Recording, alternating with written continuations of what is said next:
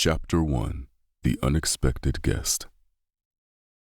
Changa Diop stood at the bow of the Sendibada, a broad smile on his rugged brown face. He took a deep breath, raising his massive chest and shoulders in exaggerated ceremony, then let the air out like the monsoon winds pushing him south. For the first time as far back as he could remember, he was at peace. Mombasa and its mix of memories faded with each day sailed. Ahead lay Sofala and the promise of a new beginning. He glanced behind him for a check on the rest of his fleet. 8 dhows sailed in his wake, each of them laden with a wealth of goods.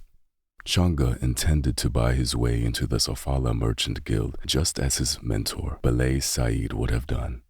A sad shroud descended over him as he thought of the old merchant. He owed his life to Balay, this kind man that saved him from the fighting pits of Mogadishu and made him a free man. He closed his eyes and banished the bad thoughts to the winds.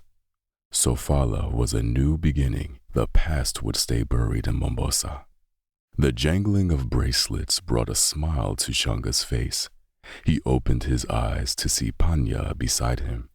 She stood a head shorter with long beaded braids framing a face whose beauty displayed her royal Yoruba blood. Like Changa, Panya's origins lay far west of the Swahili coast. Fate and circumstances brought her to Mombasa. Her special skills brought her to Changa's attention. Their high status in a Swahili society that excluded outsiders was a testimony to their special abilities.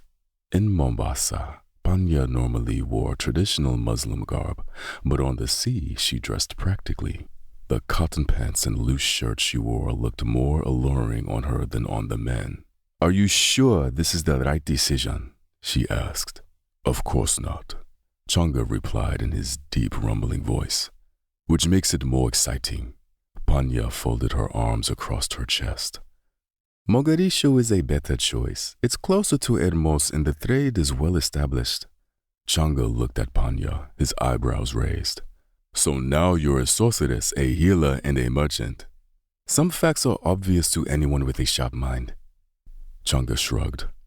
"You're correct, but the winds blow south and south we go. If we waited until the northern monsoons, Mombasa would be in civil war. I have no desire to be involved in war."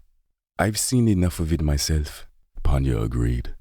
"Besides, Sofala is prospering. My friends say the iron and gold trade with Benin Matapa is strong. We have enough goods to buy dock space in the trade house. The rest will come." They were interrupted by a tall, lean man covered from head to toe in blue robes of concealment, his eyes the only visible part of his face. He bowed to Panya, then focused intensely on Changa, pointing to the shore. "You're right, Tuareg. We need to go ashore for fresh water and food. We'll take the Kasuri into the arbor. Will you lead the men?" The Tuareg nodded. "Good." Panya followed the robed man with suspicious eyes as he walked away.